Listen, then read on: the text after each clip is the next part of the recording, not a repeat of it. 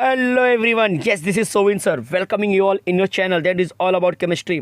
और हम बात कर रहे हैं इस समय हैलोजन डेरिवेटिव के एमसीक्यू सेशन नंबर 2 की। तो सारे बच्चे get ready for the MCQ session. तो जल्दी से नोटबुक और पेन लेकर बैठ जाइए और हर एक क्वेश्चन में आप एक जो आपका बोलते हैं ना कहीं ना कहीं पर्सपेक्टिव होता है कि किस ये इसका आंसर क्या हो सकता है, आप गेस कीजिए और फटाफट जो है सारे आंसर को ट्राई कीजिए राइट करने के लिए। और अगर आपका आंसर गलत हो रहा है तो मेरा एक्सप्लेनेशन सुनिए ध्यान से और उसके बाद उस कंसेप्ट को कहीं ना कहीं अपने माइंड में सेट कर लीजिए। तो चलो आगे बढ़ते हैं। आज कितने क्वेश्चन होने वाले हैं और क्या होगा इस पूरे सेशन में देखते हैं। जो टोटल नंबर ऑफ क्वेश्चन आपको मिलने वाले वो 30 होंगे और हर एक क्वेश्चन का मैं बेस्ट एक्सप्लेनेशन आपके लिए दूंगा। तो बेफिक्र रहिए क्वेश्चन के बारे में। और जो भी क्वेश्चन मैंने लिया है वो स्टैंडर्ड लेवल के क्वेश्चन है। लास्ट एमसीक्यू में जो पहला सेशन था थोड़े से ईजी क्वेश्चन मिले होंगे आपको, क्योंकि जो स्टार्टिंग का कंटेंट था वो कहीं ना कहीं सिर्फ प्रिपरेशन और आपको जनरल इंट्रोडक्शन के बेस पे था। बट अब आने वाला है फिजिकल प्रॉपर्टी और केमिकल रिएक्शन, जिसमें आप मैकेनिज्म से भी डील करने वाले हो। तो कंटेंट कहीं ना कहीं अब थोड़ा सा हाई होने वाला है। तो get ready for all 30 questions now. चलो बढ़ते हैं आगे।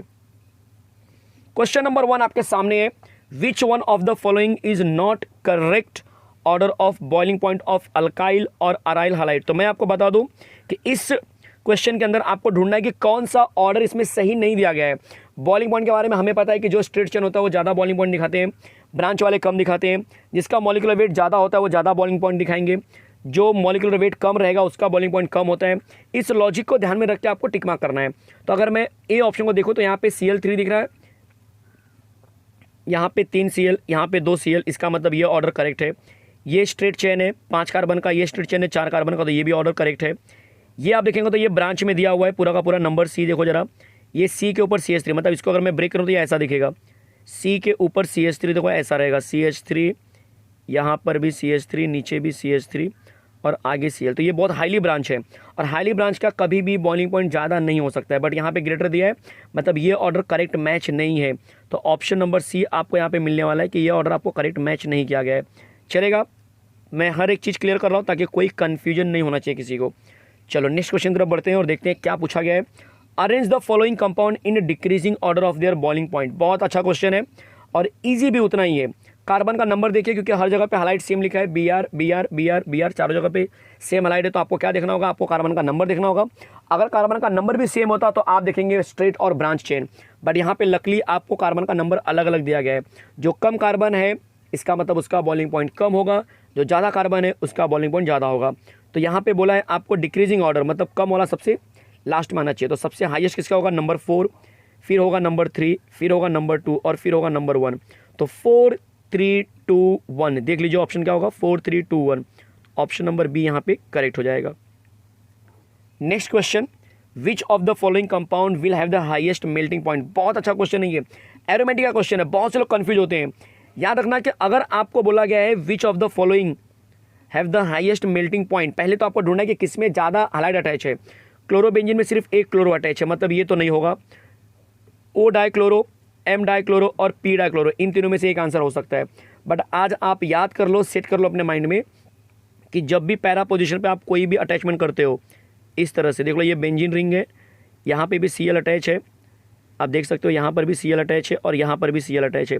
इस केसेस में क्या होता है कि जब ये इस तरह से मैं लाइन ड्रॉ करूँगा तो ये सिमेट्रिकल नेचर बन जाता है, मतलब ये left hand side portion going to equal with right hand side portion, इसको बोलते हैं सिमेट्रिकल नेचर, जिस केस में लैटाइस एनर्जी बहुत स्ट्रांग हो जाती है और इस वजह से इस चीज़ को तोड़ना, मतलब कि पी वाले कंपाउंड को तोड़ना थोड़ा मुश्किल होता है, इसलिए उनका जो मेल्टिंग पॉइंट होता है वो काफ़ी ज़्यादा हो जाता है।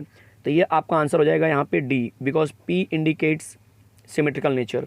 चलो बढ़ते हैं अगले क्वेश्चन की तरफ। ये भी बहुत अच्छा क्वेश्चन है। Choose the correct increasing order of density of the following compound.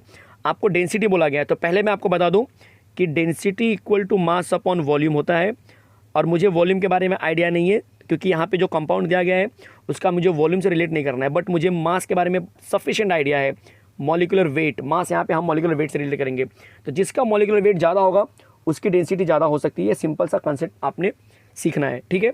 अब मैं बात करूँगा कि किसका मॉलिक्यूलर वेट ज़्यादा हो सकता है, जिसके पास नंबर ऑफ हालाइट ज़्यादा होंगे। बहुत सिंपल सा कंसेप्ट है, जिसके पास नंबर ऑफ हालाइट ज़्यादा होंगे उसके मॉलिक्यूलर वेट ज़्यादा होने के चांसेस है। तो अगर मैं एक एक ऑप्शन को देखते चलूँ कि जिसके पास ज़्यादा मॉलिक्यूलर वेट है उसका हालाइट ज़्यादा होना चाहिए, तो ऐसे लोगों को मैं क्या करूँगा, पहले सर्च करता हूँ।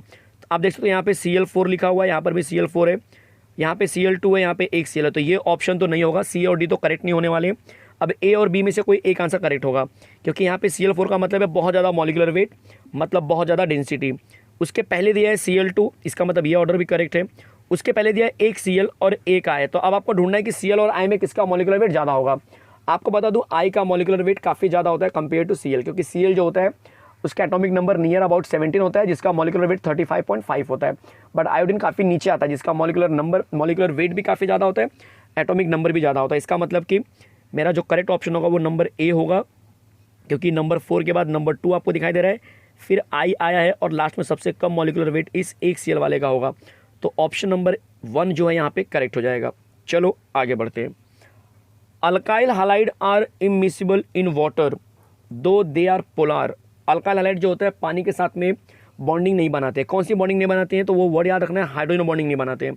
इसलिए ऑप्शन नंबर बी यहाँ पे करेक्ट हो जाएगा आपके लिए, कि they can not form hydrogen bond with water. ये एक रीज़न है। अगर कोई भी कंपोनेंट, कोई भी ऑर्गेनिक कंपाउंड अगर पानी में सॉल्युबल नहीं है तो एक ही रीज़न होता है, और वो रीज़न बहुत सिंपल है कि भाई वो जो है हाइड्रोजन बॉन्डिंग नहीं बनाएगा। और अगर पानी में सॉल्युबल है तो भी वही रीज़न है कि वो हाइड्रोजन बॉन्डिंग बनाएगा। एकदम ईजी कंटेंट। चलो, cyanide ion acts as an ambident nucleophile from which end it acts as a stronger nucleophile in aqueous medium. तो आपको मैं बता दूं कि जब साइनाइड की बात करते हैं हम, तो इसको हम CN लिखते हैं। अब CN वाले केस में जो अटैचमेंट होता है वो हमेशा किसके थ्रू होता है, अटैचमेंट जो होता है वो हमेशा C के थ्रू होता है। तो याद रखना, इसका मतलब कि C क्या होगा आपका, कहीं ना कहीं स्ट्रॉन्गर न्यूक्लियोफाइल का काम करेगा। तो ऑप्शन नंबर ए यहाँ पे होने वाला है। ऐसा आपने देखा था KCN वाले केस में, जब आप RX में, याद करो, जब आप RX में KCN मिलाते थे तब जो अटैचमेंट होता था आपका वो C के थ्रू होता था। इसका मतलब C कहीं ना कहीं क्या होगा, कंपेयर टू N स्ट्रॉन्गर होगा। इसीलिए ऑप्शन नंबर ए यहाँ पे होगा।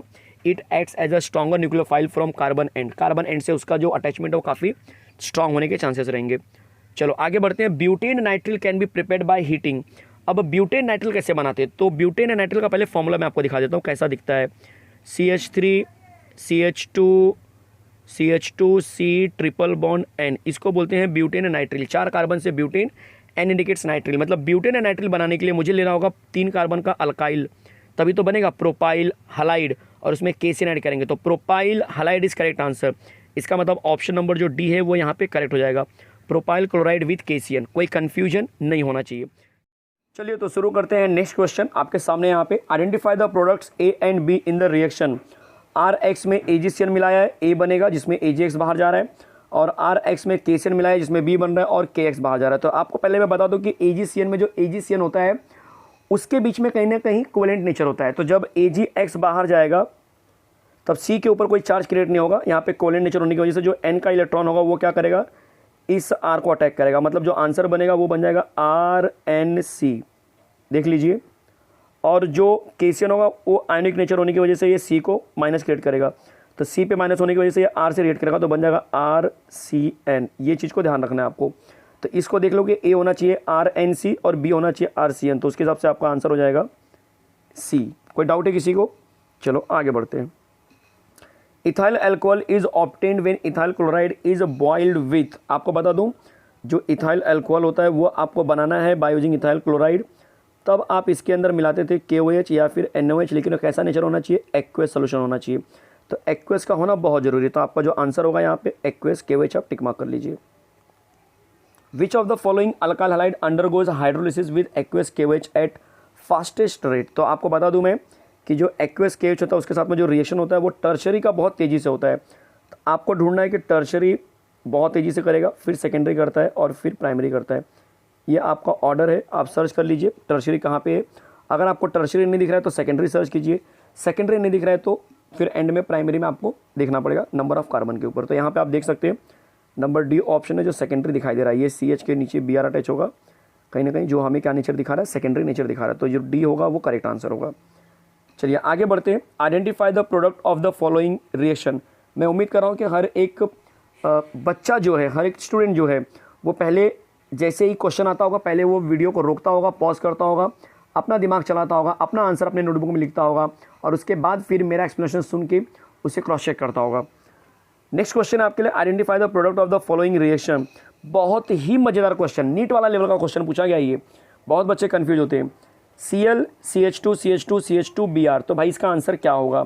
अब बोलेंगे कि बहुत से लोग बच्चे बोलते हैं कि सर यहाँ से KBr बाहर गया, CN अटैक करेगा और यहाँ से Cl को भी निकाल दो तो 2 KBr 2 KCl ले लेना। बहुत सारे बच्चे बोलते हैं कि सर 2 CN आएगा, बहुत सारे बोलते हैं 1 Cl आएगा, बहुत सारे बोलते हैं सर दोनों जगह से Cl निकालो Br निकालो, बहुत से लोग बोलते हैं कि एक Br निकालो Cl को रहने दो, बहुत से लोग बोलते हैं Cl निकालो Br निकालो। तो एग्जैक्टली आंसर क्या है, चलो मैं आपको दिखाता हूँ इसका आंसर क्या हो सकता है और लॉजिक के साथ। कैसा होता है कि दोनों साइड में प्राइमरी कार्बन दिया हुआ है, मतलब कि CH2Br ये साइड भी है और पीछे साइड पे अगर आप देखेंगे तो CH2Cl में ऊपर लिख रहा हूँ। आप दिमाग लगाओ कौन सा बॉन्ड टूटना आसान है, बस जो बॉन्ड टूटना आसान होगा उसी के साथ में ये रिएक्शन बनेगा। तो आपको बता दूं कि हालाइड की अगर मैं बात करूं तो बॉन्ड टूटने का प्रोसेस कुछ ऐसा है कि RI का बॉन्ड बहुत तेज़ी से टूटता है, फिर आता है RBr, फिर आता है RCl और एंड में आता है RF। तो ये ऑर्डर है। तो आप अंदाज़ा लगा चुके होंगे कि RI का बॉन्ड तेज़ी से टूटता है, उसके बाद RBr है, तो मतलब कि C और Br का बॉन्ड बहुत तेज़ी से टूटेगा। तो ये जो CN है वो सिर्फ और सिर्फ Br के पास आएगा।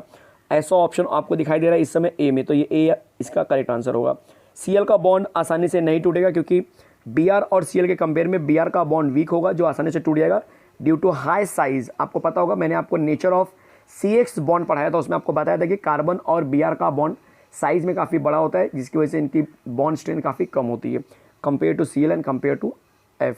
चलो आगे बढ़ते हैं, देख लीजिए बहुत अच्छा question. Alkyl halide is converted into alcohol by, बहुत से लोग कंफ्यूज भी होते हैं इस क्वेश्चन में। तो आपको मैं दिखा दूं कि अल्काइल हालाइड ये RX है, इसको मुझे अल्कोहल बनाना है, देखो इस तरह से ROH बनाना है। तो ऑब्वियस है मैं एक्वेस सोल्यूशन ऑफ KH लूँगा, बट ये बनता कैसे है, ये OH इसकी जगह पे आता है, मतलब होने वाला है सब्सटीट्यूशन। चलेगा, चलो अगला क्वेश्चन है। एन अल्काइल हालाइड मतलब RX reacts with KCN to give propane nitrile. तो बताओ RX क्या होगा। तो ये प्रोपेन नाइट्रिल हमारे लिए सबसे बड़ा हिंट है।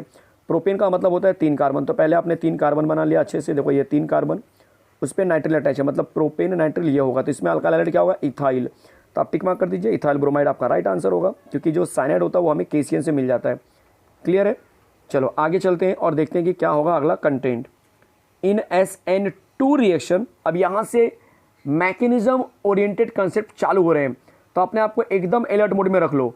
कैसे होगा क्या होगा सब कुछ समझते चलो। बहुत मज़ेदार क्वेश्चन यहाँ से शुरू होने वाले और लेवल भी काफ़ी हाई होने वाला है। इन SN2 मैकेनिज्म और reaction the sequence of bond breaking and bond formation is as follows. तो पहले मैं आपको थोड़ा सा बता दूं कि SN1 SN2 में थोड़ा सा इन्फॉर्मेशन ले लो, आप अपना दिमाग चलाते रहो बट ये सुनते भी रहो कि क्या है।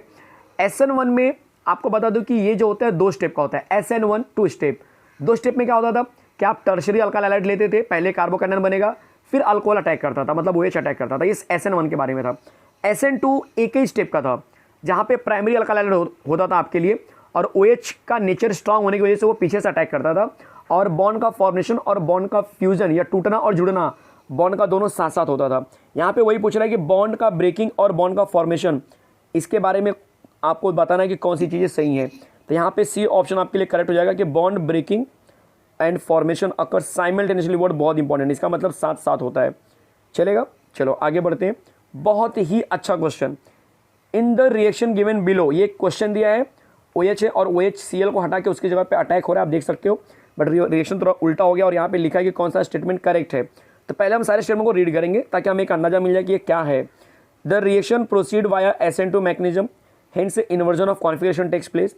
उसके बाद the reaction proceeds via SN1 mechanism, hence inversion of configuration takes place. C option है the reaction proceeds via SN2 mechanism, hence there is no change in configuration, और the reaction proceeds SN1 mechanism, hence there is no change in configuration. तो या तो configuration बिल्कुल है ही नहीं या तो इन्वर्जन है। तो मैं पहले आपको बता दूं कि कॉन्फिगरेशन बिल्कुल नहीं है, ऐसा किसी मैकेनिज्म में नहीं होता है। कॉन्फिगरेशन कुछ ना कुछ होता है, चाहे वो इन्वर्जन हो चाहे वो रिटेंशन हो। तो एक बात तो क्लियर है कि C और D कभी नहीं हो सकते हैं क्योंकि यहाँ पे बोला है कॉन्फिगरेशन नहीं होगा, जो कि गलत ऑप्शन है। अब मुझे A और B में से ढूंढना है। अब बता दो कि SN2 जब हम लेते हैं, SN2 का मतलब एक स्टेप वाले में जहाँ पे OH पीछे से अटैक करता है वही इन्वर्जन होता है। SN1 में कभी इन्वर्जन आपको टोटली नहीं मिलता है, वहाँ पे इन्वर्जन प्लस रिटेंशन मिलते हैं। इसका मतलब जो बहुत क्लोज आंसर होगा वो होगा हमारा A, जो कि SN2 में इन्वर्जन को फॉलो करता है और हमारा आंसर बन जाता है। Next question, tertiary alkyl halide are practically inert. Practically inert का मतलब रिएक्शन नहीं करते हैं, डू नॉट रिएक्ट। सिंपल अगर मैं बोलूँ तो डू नॉट शो रिएक्शन या फिर डू नॉट रिएक्ट बोल लो आप, यहाँ पे रिएक्शन नहीं दिखाते हैं। To substitution bye SN2 mechanism, मतलब SN2 के मैकेनिज्म के हिसाब से टर्शरी रिएक्शन नहीं करता है। तो ऐसा क्यों होता है कि टर्शरी हमें रिएक्शन नहीं करता है? तो टर्शरी का जरा मैं स्ट्रक्चर बना लेता हूँ आपके लिए। टर्शरी का स्ट्रक्चर देखो कुछ ऐसा होता है, आपको भी अच्छे से याद होगा। ये टर्शरी है, अगर मैंने यहाँ पे Br लिया और इसके ऊपर मैं OH अटैच कर रहा हूँ, तो क्या पॉसिबिलिटी हो सकती है? पहले तो OH मेरा वीक होता है, मान के चलो कि OH अटैक करना भी चाहता है, तो सामने Br अटैक नहीं कर पाएगा। पीछे से अटैक करना चाहता है, बट पीछे ऑलरेडी बहुत सारा क्राउड होता है, तो इस क्राउड की वजह से अटैक करना पॉसिबल नहीं है। तो कौन सा आंसर इसमें बहुत रिलेट करेगा? तो आंसर हो जाएगा आपके लिए steric hindrance, number B option. The carbocation formed is unstable, ये गलत बात है। टर्शरी में कार्बोकैटायन बहुत अच्छा होता है। स्टेरिक हिंड्रेंस यस, क्राउड की वजह से नहीं कर पाता है। There is a inductive effect, inductive effect इसके अंदर ऐसा कोई लॉजिक नहीं है, क्योंकि इंडक्टिव इफेक्ट ऑलरेडी CH3 है, तो इसकी वजह से इंडक्टिव इफेक्ट की वजह से तो कार्बोकैटायन स्टेबल होता है, तो ये कोई लॉजिक नहीं है। Rate of reaction is faster in SN2, ऐसा भी कोई लॉजिक नहीं है। तो यहाँ पे लॉजिक ये कि OH पीछे से अटैक नहीं कर पाता है due to highly crowded area, तो पीछे के लोग बहुत सारा क्राउड लेके चलते हैं, जिसकी वजह से पीछे से अटैक नहीं कर पाता, और आगे तो ऑब्वियस अटैक नहीं कर पाएगा क्योंकि Br निकलने के लिए रेडी नहीं हो रहा है। चलेगा? तो ये क्वेश्चन क्या बन रहा है आपका, ध्यान से सुनो कि SN2 मैकेनिज्म में टर्शरी क्यों नहीं होता है। समझ में आ रहा है? टर्शरी हमेशा प्राइमरी SN2 जो होता है प्राइमरी में होता है, टर्शरी में क्यों नहीं होता? क्योंकि टर्शरी में जो OH होगा वो स्ट्रांग होता है, और स्ट्रांग वाला बंदा वेट नहीं करेगा, वो पीछे से अटैक करना स्टार्ट करेगा, बट पीछे क्राउड बहुत ज़्यादा है, इसीलिए वो अटैक नहीं कर पाता है। स्टेरिक हिंड्रेंस आंसर राइट होगा। Arrange the following compound in the order of their reactivity towards SN2 mechanism. SN2 के ऑर्डर में लेना है, तो आपको बोलना है कि SN2 कौन होता है। SN2 का मतलब प्राइमरी वाला सबसे पहले आएगा। चलेगा? आप बोलेंगे सर सब प्राइमरी देख लो, यहाँ पे ये भी प्राइमरी है, ये भी प्राइमरी है, ये भी प्राइमरी है, और ये भी प्राइमरी है। तब आपको देखना है कि कार्बन का नेचर कौन स्ट्रेट प्राइमरी है, कौन ब्रांच में है, इस तरह से आपको जाना होगा। तो अगर आप देखेंगे पहला जो ऑप्शन दिया है वो पूरा का पूरा स्ट्रेट है, आप देख सकते हो CH3 CH2 thrice CH2 Br। दूसरा जो ऑप्शन है उसमें आपको हल्का सा यहाँ पे आप देखेंगे तो ब्रांच मिल रहा है, तीसरे में ब्रांच थोड़ा ज़्यादा हो गया है, और चौथे में बहुत ज़्यादा ब्रांच हो गया है। मतलब कि अगर मैं बात करूँ कि कौन बहुत अच्छा आपको SN2 दिखाएगा, तो 1 2 3 4 ऑर्डर बहुत आसानी से मिल जाएगा। तो 1 2 3 4 ऑर्डर जो है आपको A वाले में दिख रहा है, ये आपको मिलेगा इस तरह से कि 1 वाला बहुत अच्छा दिखाएगा SN2, क्योंकि पूरी तरह से स्ट्रेट प्राइमरी है, जिसमें क्राउड कम होगा। B वाले में थोड़ा सा क्राउड पीछे मिलेगा, C वाले में थोड़ा ज़्यादा, और D वाले में बहुत ज़्यादा क्राउड मिलेगा। हालांकि प्राइमरी है फिर भी क्राउड ज़्यादा मिलेगा, जैसे ये जो है SN2 को कम फॉलो करेगा। नेक्स्ट बात करते हैं, which of the following haloalkanes is most reactive. कौन सा हेलो अल्केन बहुत ज़्यादा रिएक्शन करता है? तो पहले मैं आपको बता दूं, टर्शरी, सेकेंडरी और प्राइमरी, इन ये रिएक्टिविटी का ऑर्डर है। बट ये कब अप्लीकेबल होगा? जब हालाइट सेम होंगे। अब यहाँ पे हालाइट भी अलग अलग दिया है, तो हालाइट के लिए मैं बता दूं कि ऑर्डर ये होता है, RI बहुत ज़्यादा करेगा, फिर RBr आएगा, फिर RCl आता है, और लास्ट में RF आएगा। अब आप इन दोनों को यूज़ करके एक आंसर पे जा सकते हैं। तो 1 क्लोरोप्रोपेन, 3 कार्बन सब में दिया है, इसका मतलब कि मुझे सिर्फ क्या ढूंढना है? प्राइमरी, सेकेंडरी, टर्शियरी ढूंढना है। तो 3 कार्बन में 1 क्लोरे मतलब प्राइमरी, तो रिएक्शन नहीं करेगा। बी ऑप्शन में दिया है 1 ब्रोमोप्रोपेन, इसमें भी प्राइमरी है तो रिएक्शन बहुत कम होगा। 2 क्लोरोप्रोपेन तो सेकेंडरी हुआ तो रिएक्शन करेगा, दिखाई दे रहा है आपको। बट अगर सेकेंडरी में ब्रोमो मिल जाए तो बात ही अलग है, तो इसका मतलब डी आंसर यहाँ पे करेक्ट हो जाएगा। नेक्स्ट क्वेश्चन काफ़ी इंटरेस्टिंग दिख रहा है, काफ़ी कॉम्प्लिकेटेड लग रहा है, बट है नहीं। आप ध्यान से देखेंगे, ध्यान से सुनेंगे एक्सप्लेनेशन, मज़ा आ जाएगा। Which of the following reaction does not take place. कौन सा रिएक्शन है जो आपके हिसाब से नहीं होगा? तो ज़रा देख लेते हैं कौन सा रिएक्शन नहीं होगा। पहला C2H5Br KNO2, KBr बाहर जाएगा और ये O के थ्रू अटैक करता है, ये बिल्कुल सही है। यहाँ से AgBr बाहर जाएगा और N के थ्रू अटैक करेगा, ये भी बिल्कुल सही है। यहाँ से AgBr बाहर जाएगा और N के थ्रू अटैक करेगा, पीछे सीखा था हमने, ये बिल्कुल सही है। यहाँ से KBr बाहर जाएगा और C के थ्रू अटैक करेगा, बट यहाँ पे N लिखा हुआ है, इसका मतलब कि डी आंसर है जो सही नहीं है, तो डी आंसर यहाँ पे गलत हो जाएगा आपके लिए। चलो, कंसीडर द फॉलोइंग ब्रोमाइड्स, ये बहुत मज़ेदार है। एंट्रेंस में जो बच्चे डील कर रहे हैं, याद रखना रेजोनेंस इफेक्ट अगर आपको नहीं आएगा, अगर आपको रेजोनेंस इफेक्ट नहीं आता है तो फिर आपके लिए ये क्वेश्चन मुश्किल होने वाला है, मुश्किल होने वाला है। इसीलिए मैंने एकलव्य बैच का जो ग्रुप है वहाँ पे मैंने रेजोनेंस का लिंक शेयर किया था आप लोग के साथ में कि इस MCQ को सॉल्व करने के पहले एक बार ज़रा उसको देख लेना। ये क्वेश्चन मैं ज़रा सा रुक जाता हूँ ताकि जो लोग ट्राई करना चाहते हैं कि नहीं पहले मैं ट्राई करना चाहता हूँ कौन सा ऑर्डर करेक्ट होगा, तो प्लीज़ आप फटाफट इसका जो आंसर है अपने नोटबुक में लिखिए और बाद में मेरा एक्सप्लेनेशन सुनिए कि कौन सा आंसर इसमें राइट होगा। चलो, तो मैं शुरू कर रहा हूँ। पूछ रहा है कि कौन सा ब्रोमाइड है जो SN1 रिएक्टिविटी का ऑर्डर सही दिखा रहा है। 3 ब्रोमाइड है मेरे पास ABC, कौन जल्दी रिएक्शन करेगा? तो अगर SN1 की बात करें तो हमें पता है ऑर्डर क्या होता है। टर्शरी बहुत अच्छा दिखाता है, फिर सेकेंडरी, फिर प्राइमरी। अब आपके सामने क्वेश्चन आ गया है, ये प्राइमरी है तो ये तो सबसे एंड में जाएगा, ए सबसे एंड में जाएगा, ए की रिलेटिविटी एकदम बेकार होगी, ए की रिलेटिविटी एकदम बेकार होगा तो ए और सी तो कभी नहीं आ सकते, क्योंकि यहाँ पे ए सबसे ज़्यादा लिखा हुआ है, यहाँ पे ए को बीच में डाला तो ये तो नहीं हो सकता है। ए सबसे पीछे, ए सबसे पीछे, अब इन दोनों ऑप्शन में से कोई एक आंसर करेक्ट होगा। तो अब देखना है कि बी और सी में किसकी रिलेटिविटी ज़्यादा होती है, किसकी कम होती है टुवर्ड्स SN1 मैकेनिज्म। तो आपको मैं बता दूँ कि जब यहाँ से Br निकलता है तो ये प्लस बनाएगा, ये सेकेंडरी कार्बोकैटायन है, और यहाँ से Br निकलेगा तो ये भी प्लस बनाएगा, ये भी सेकेंडरी कार्बोकैटायन है। बट जो सेकंड बी वाला ऑप्शन है वो ड्यू टू रेजोनेंस इफेक्ट, मतलब ये प्लस जो होता है ना वो डबल बॉन्ड के नेक्स्ट में है, जब कभी भी कोई भी प्लस डबल बॉन्ड के नेक्स्ट में होगा तो ड्यू टू रेजोनेंस इफेक्ट वो सबसे बड़ा स्टेबल होता है। तो Br के निकलने की वजह से बी वाले केस में प्लस चार्ज जो क्रिएट होगा वो बहुत अच्छा स्टेबल होता है, इसीलिए बी वाला जो होगा बहुत ज़्यादा रिएक्शन दिखाएगा SN1 को फॉलो करके, जबकि सी वाला कम दिखाएगा। तो इसका जो राइट आंसर होने वाला है आपके लिए देख सकते हो, सबसे अच्छा रिएक्शन कौन दिखाएगा, बी दिखाएगा, उससे थोड़ा कम सी, और सबसे कम दिखाएगा ए। तो इसका बी आंसर यहाँ पे करेक्ट हो जाएगा। चलो आगे बढ़ते हैं, उसी के सिलसिले में एक और क्वेश्चन आया हुआ है, which of the following statement regarding the SN1 reaction shown by alkyl halide is not correct, कौन सा करेक्ट नहीं है ये पूछा गया है। वापस देख लो, SN1 के बारे में पूछा है, कौन सी चीज़ SN1 के बारे में सही नहीं है। तो हमें पता है कि SN1 जो होता है उसमें जो काइनेटिक एक्सप्रेशन होता है, मतलब कि जो रेट ऑफ रिएक्शन होता है वो सिर्फ और सिर्फ कार्बन वाले कंपोनेंट के ऊपर डिपेंड करता है, न्यूक्लियोफिलिक के ऊपर डिपेंड नहीं करता है। तो पहला ऑप्शन आपको वही लिखा है, the added nucleophile plays no kinetic role in SN1, बिल्कुल सही बात है, OH इसमें कोई रोल प्ले नहीं करता है SN1 में। दूसरा, SN1 reaction involve the inversion of configuration of the optically active substrate, SN1 जो होता है ये बोल रहा है कि सिर्फ इन्वर्जन ऑफ कॉन्फिगरेशन दिखाता है, ठीक है। चलो इसको जरा हम सेट करके रखते हैं माइंड में, बाद में डिस्कस करेंगे ये पॉइंट के बारे में। पॉइंट नंबर सी है, SN1 reaction chiral starting material ends with racemisation of the product, ये पॉइंट भी मेरे नज़र में सही लग रहा है।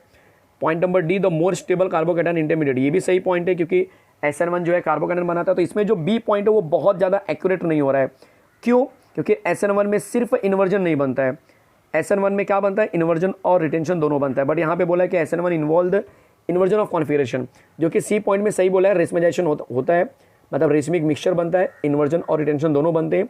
और डी पॉइंट भी सही है, कार्बोकैटायन बनेगा, स्टेबल कार्बोकैटायन इंटरमीडिएट बनता है। तो जो बी आंसर है यहाँ पे करेक्ट होगा, क्योंकि ये सही स्टेटमेंट नहीं है, नॉट करेक्ट स्टेटमेंट पूछा था, तो इसका बी आंसर आएगा। चलो आगे बढ़ते हैं, which of the following is the most reactive towards nucleophilic substitution, क्या क्वेश्चन है, बहुत ही मज़ेदार क्वेश्चन, बहुत ही मज़ेदार क्वेश्चन। मैं कुछ टाइम दे रहा हूँ ताकि आप अपना दिमाग चला लीजिए। पूछ रहा है कि विच of the following is the most reactive towards nucleophilic substitution.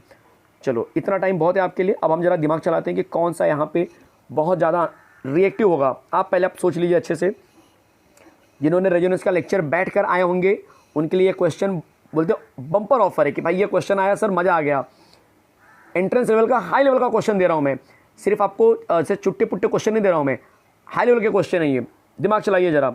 अब आपको थोड़ा सा रेजोनेंस का मैं कंसेप्ट समझा देता हूँ।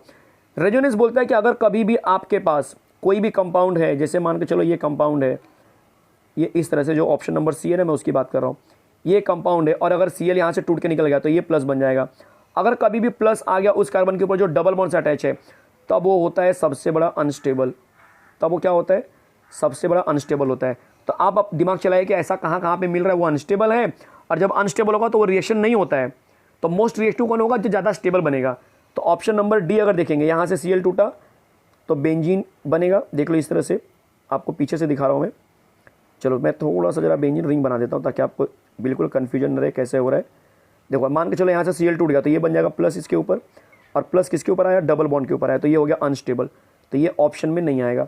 यहाँ से Cl निकलेगा, इसके ऊपर भी प्लस चार्ज, ये भी ऑप्शन में नहीं आएगा। यहाँ से Cl निकलेगा, इसके ऊपर भी प्लस चार्ज, ये भी ऑप्शन में नहीं आएगा। यहाँ से Cl निकलेगा और इसके ऊपर प्लस चार्ज, ये plus charge next to double bond है, डायरेक्टली डबल बॉन्ड पे नहीं आ रहा है, नेक्स्ट टू डबल बॉन्ड। मैंने अभी बताया रेजोनेंस का इफेक्ट कि नेक्स्ट टू डबल बॉन्ड मतलब ज़्यादा स्टेबल, तो ऑप्शन नंबर ए ज़्यादा स्टेबल, इसलिए ज़्यादा रिएक्टिविटी। बहुत अच्छा क्वेश्चन था, बहुत ही अच्छा क्वेश्चन था ये। चलो बढ़ते हैं अगले क्वेश्चन की तरफ। SN1 reaction is fastest in, SN1 जो होता है सबसे फास्ट रिएक्शन किसमें करेगा। SN1 का लॉजिक है टर्शियरी में सबसे अच्छा करेगा, तो आप देख लीजिए अगर सब अल्काइल हैलाइड है तो टर्शियरी को ले लीजिए। तो टर्शियरी यहाँ पे कौन दिख रहा है, सी दिख रहा है, तो आंसर हो जाएगा आपका सी। सी क्या होगा, बहुत अच्छे से रिएक्शन करेगा, क्योंकि बाकी सब आप देख सकते हो, ये प्राइमरी है, ये सेकेंडरी है, थोड़ा कम करेगा, ये कहीं ना कहीं वापस सेकेंडरी आ गया, कम करेगा, ये प्रॉपर टर्शियरी है, बहुत अच्छा रिएक्शन करेगा। विच of the following alkyl halide is hydrolysed bye SN1 mechanism, कौन है जो SN1 को कहीं ना कहीं फॉलो करेगा, सिंपल सा क्वेश्चन है। तो भाई इसमें भी टर्शियरी आएगा, आप देख सकते हो A B प्राइमरी है, C भी प्राइमरी है, D प्रॉपर टर्शियरी दिख रहा है, तो टर्शियरी आंसर करेक्ट हो जाएगा। क्लियर है?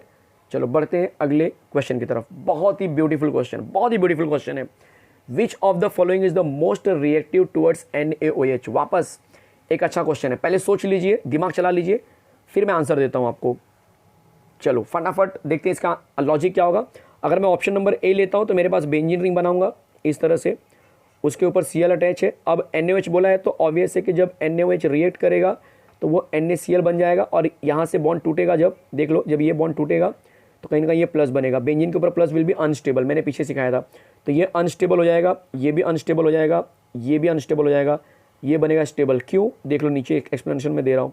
ये बेंजीन रिंग और उसके ऊपर अटैच है CH2Cl, जब ये बॉन्ड यहाँ से टूटेगा तो ये बन जाएगा प्लस। ये प्लस का मतलब है कि ये बेंजीन डबल बॉन्ड के ऊपर डायरेक्टली नहीं आ रहा है प्लस, ये उस कार्बन के ऊपर आ रहा है जो आगे जाके डबल बॉन्ड से अटैच होगा, इसलिए ये ज़्यादा स्टेबल हो जाएगा। और ड्यू टू हाई स्टेबिलिटी आप बताएंगे कि ये NaOH के साथ क्या करेगा, बहुत तेजी से रिएक्शन करेगा। चलो विच of the following hello alkane reacts with aqueous KOH most easily, कौन है जो कौन सा KOH, कौन सा इसमें से ऑप्शन में से जो मेरा क्वेश्चन उसमें से कौन है जो KOH के साथ में बहुत तेजी से रिएक्शन करेगा। तो ऑब्वियस है कि जो टर्शियरी होगा वो ज़्यादा रिएक्शन करेगा। अब टर्शियरी कौन है?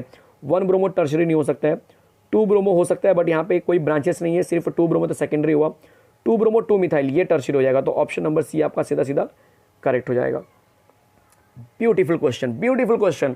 थोड़ा सा टाइम दे रहा हूँ मैं, एंट्रेंस लेवल में एकदम आप बोलते हैं ना पीक लेवल पे पहुंच रहे हो, बिल्कुल भी नहीं कि सिर्फ टेक्स्ट बुक का क्वेश्चन आ रहा है, बोर्ड लेवल का क्वेश्चन आ रहा है, बिल्कुल ऐसा नहीं है। अच्छे अच्छे क्वेश्चन मैंने लिए हैं, इसे राइट करके देखिए, मजा आ जाएगा आपको। कंसेप्ट सुन के देखिए, दिल से ऐसा लगेगा क्या कंसेप्ट है यार, मजा आ गया आज का लेक्चर देख के। 2 ब्रोमो 3,3 डाइमिथाइल ब्यूटेन, अगर इसका रिएक्शन मैं KOH के साथ में करूंगा तो बताओ जो X बनेगा वो क्या बन सकता है, क्या होगा मेजर प्रोडक्ट। चलो देखते हैं। तो पहले मैं स्ट्रक्चर बना लूँ। 2 ब्रोमो कैसा दिखेगा, मैं H को पूरा नहीं करूंगा, मैं सिर्फ C के टर्म में बात करूंगा। ब्यूटेन बोला है मतलब 4 कार्बन, 1 2 3 4, 3,3 बोला है मतलब ऊपर कार्बन नीचे कार्बन, फिर बोल रहा है कि 2 नंबर पे ब्रोमो, तो ऊपर मैंने ब्रोमो लगा दिया, देखो इस तरह से, ये ऐसा कोई कार्बन होने वाला है। अब इसमें बोला है कि KOH मिलाओ तो प्रोडक्ट क्या बनेगा, आप अपना दिमाग चला लीजिए, आपको मज़ा आ जाएगा। आप देखिए KBr तो बाहर चला गया, मतलब इसके ऊपर आएगा प्लस चार्ज। अब आप सोचिए ये प्लस चार्ज इस समय कौन सा है, तो आप बोलेंगे सेकेंडरी कार्बोकेटायन। लेकिन क्या इस क्वेश्चन में ऐसे भी चांसेस हैं कि जहाँ पे टर्शियरी हो सकता है? आंसर आएगा येस। आप मान के चलो कि अगर ये प्लस चार्ज यहाँ पे शिफ्ट हो गया, देख लो जरा, और ये कार्बन यहाँ पे शिफ्ट हो गया, तो आपको नहीं लग रहा है कि यहाँ पे इस कार्बन के पास ऑलरेडी एक कार्बन यहाँ है, एक कार्बन यहाँ है, एक कार्बन यहाँ है, और इसके ऊपर प्लस चार्ज। मतलब ये हुआ कि आपका जो प्लस चार्ज अगर वो उस कार्बन के पास चला गया जो टर्शियरी नेचर दिखा रहा है तो ज़्यादा स्टेबल हो जाएगा, तो कार्बोकेटायन यहाँ पे शिफ्ट हो जाएगा, और उसकी वजह से जो OH होगा वो इस पॉइंट पर अटैक करेगा जहाँ पे टर्शियरी रहेगा। इसका मतलब कि आप देखेंगे कि जो मिथाइल हो रहा है, मिथाइल अलग जगह जा रहा है, अल्कोहल अलग जगह जा रहा है, ऐसा ऑप्शन आपको दिखाई देगा। तो जरा देखते हैं कि ऑप्शन में कहाँ पे दिख रहा है आपको। तो आपको ऑप्शन में दिखाई देगा पहले 2,3,3 ट्राईमिथाइल तो नहीं आएगा, 2,2 डाईमिथाइल भी नहीं आएगा क्योंकि ऊपर नीचे नहीं आनी चाहिए, आपका शिफ्टिंग हो गया। तो 2,3 पे मिथाइल आएगा, देखो एक मिथाइल ये ब्रांच है और ऊपर वाला जो मिथाइल था वो शिफ्ट होकर नीचे आ गया, तो 2,3 डाईमिथाइल आ गया। तो ऑप्शन नंबर जो C होगा वो यहाँ पे करेक्ट हो जाएगा, चलेगा। 2,3 dimethyl butane dash 2 dash all, option number C correct हो जाएगा। कोई डाउट है किसी को? वापस से मैं रिपीट कर रहा हूँ, अगर जो लोग कन्फ्यूजन अभी भी क्रिएट अगर हुआ है आपके इन अ केस, मैं वापस से रिपीट कर रहा हूँ, ध्यान दीजिए जरा। आप बहुत से लोग अंदाज़ा नहीं लगा पा रहे कैसे हो रहा है। देखो मैं आपको दिखाता हूँ दोबारा, ये जो कार्बन है वो इसके पास आ गया इस तरह से, और यहाँ पे OH आ गया। तो आप जरा दिमाग चलाओ, ये ब्रांच और ये ब्रांच, कितने ब्रांच? 2 ब्रांच, दैट इज 2,3 पे डाईमिथाइल और यहाँ पे OH आ जाएगा, तो ऑप्शन नंबर C आपका यहाँ पे करेक्ट हो जाएगा। अब क्लियर है? चलो आगे बढ़ते हैं। Which alkyl halide exhibit complete racemization in SN1 reaction? बहुत सिंपल सा क्वेश्चन, लेकिन है नहीं, देखने में बहुत सिंपल सा लग रहा है। बहुत सारे बच्चे यहाँ पे गलती करने वाले। आप जरा एक बार टिक मार्क कीजिए, आप अपना आंसर फटाफट टिक मार्क कीजिए और मुझे बताइए कि आप इसमें क्या टिक मार्क कर रहे हैं। और 90% बच्चे यहाँ पे फंसेंगे क्योंकि लेवल के क्वेश्चन मैंने उठाए हैं, चिंदी विंदी क्वेश्चन नहीं उठाए मैंने, लेवल के क्वेश्चन है। देखो SN1 आ गया ना, तो टर्शियरी अल्कोहल टिक मार्क करना है, but tertiary alkyl halide tick mark करना है, सॉरी। अगर SN1 मैकेनिज्म आ गया, SN1 रिएक्शन आ गया, तो टर्शरी अल्कालाइड को टिक मार्क करना है। बट टर्शरी के सामने भी कोई है जो उससे भी बड़ा स्टेबल होता है, मतलब resonance is more stable then inductive effect. ये टर्शरी इंडक्टिव इफेक्ट की वजह से स्टेबल होता है, बट रेजोनेंस इंडक्टिव से भी ज़्यादा इफेक्टिव होता है। मतलब ये जो है जब Cl यहाँ से निकलेगा तो ये प्लस बनेगा, और ये प्लस किसके ऊपर बना है, बेंजीन के ऊपर, मतलब ये ज़्यादा स्टेबल है। तो ये कंपाउंड बहुत तेज़ी से होने वाला है कंपेयर टू इस कंपाउंड और इस कंपाउंड। अगर ये बेंजीन नहीं होता तो हम ए को टिक मार्क करते, बट यहाँ पे बेंजीन होने की वजह से रेजोनेंस इफेक्ट ज़्यादा बनेगा, इसलिए डी आंसर आ जाएगा। बहुत बच्चों ने यहाँ पे गलती की होगी, बट इस कंसेप्ट को मैं पीछे से सिखाते आ रहा हूँ, दिमाग चला लो। अगर अल्काइल दिया है और एरोमेटिक दिया है, बट एरोमेटिक में अगर आपको प्लस चार्ज मिलता है नेक्स्ट टू डबल बॉन्ड, आप समझ रहे हैं, देखो इस तरह से अगर आपको लग रहा है कि ये डबल बॉन्ड है और इसके बाद एक कार्बन है और उस कार्बन के ऊपर प्लस चार्ज है, तो ये next to double bond, directly plus आपको डबल बॉन्ड पे नहीं आ रहा है, सिंगल बॉन्ड पे आ रहा है, वहाँ से वो डबल बॉन्ड पे जाएगा, तो इसको रेजोनेंस बोलते हैं। और ये रेजोनेंस जो होता है वो कंपाउंड क्या करता है, ज़्यादा स्टेबल बना देता है। मतलब यहाँ पे SN1 जो होगा वो डी में बहुत तेज़ी से होगा, बहुत जल्दी होगा, और वो 2 प्रोडक्ट बनाता हुआ दिखाई देगा। यस, अच्छा क्वेश्चन है। Which of the following reaction will give the major and minor product. मजा आ गया क्वेश्चन देख के, ये है बहुत इजी क्वेश्चन। एल्कोहलिक है तो अल्किन बनेगा, ये तो कोई डाउट नहीं होना चाहिए। अब इसमें 2 अल्किन बनते हैं, एक यहाँ पे बन रहा है जहाँ पे डबल बॉन्ड 1 नंबर पे, एक बना जहाँ पे डबल बॉन्ड 2 नंबर पे। मैंने आपको पढ़ाते समय बोला था सेट-जेफ रूल के बारे में, या फिर डबल बॉन्ड के अक्रॉस में जो H अटैच होता है, जहाँ पे अल्फा हाइड्रोजन यहाँ पे 3 मिल रहे हैं और यहाँ पर भी अल्फा हाइड्रोजन 3 होने वाला है, तो 3 + 3 6 हो गया। यहाँ पे अल्फा हाइड्रोजन सिर्फ 2 होंगे, मोर number of alpha hydrogen more will be the stability. तो जो ए होगा वो मेजर बनेगा और बी माइनर बनेगा, तो A major B minor, option number A tick mark कर लो। कितना ईजी हो रहा है, चलेगा। Major product form in the following reaction is, बहुत ब्यूटीफुल क्वेश्चन है ये, बहुत ही प्यारा क्वेश्चन है, बहुत ज़्यादा, और ये कंसेप्ट को लेकर आया हुआ है, ये टाइम पास लेकर नहीं आया बच्चे, कंसेप्ट को लेकर आया हुआ है। चलो पहले आप अपना अपना दिमाग चला लीजिए और फिर मैं आपको बताता हूँ कि इसका राइट आंसर क्या होगा। जल्दी से चलो जल्दी टिक मार्क कर लीजिए, पॉज कर लीजिए वीडियो को चाहिए तो। अब पहले मैं इसका आंसर बता दूं, इसका जो आंसर होगा, जो लोग सोच रहे थे कि इसका आंसर ए हो सकता है या फिर शायद शिफ्टिंग वजह से बी हो सकता है, तो इसका आंसर होने वाला है, रेडी, इसका आंसर होने वाला है डी, बिल्कुल डी होने वाला है। कैसे होगा चलो दिखाता हूं। देखो यहाँ से HBr बाहर, तो ये बन जाएगा प्लस। अब ये कौन सा प्लस बना, आप बोलेंगे सर प्राइमरी बना प्लस, तो ये प्राइमरी क्या बनना चाहेगा, बाजू में देखो टर्शियल होने के चांसेस है।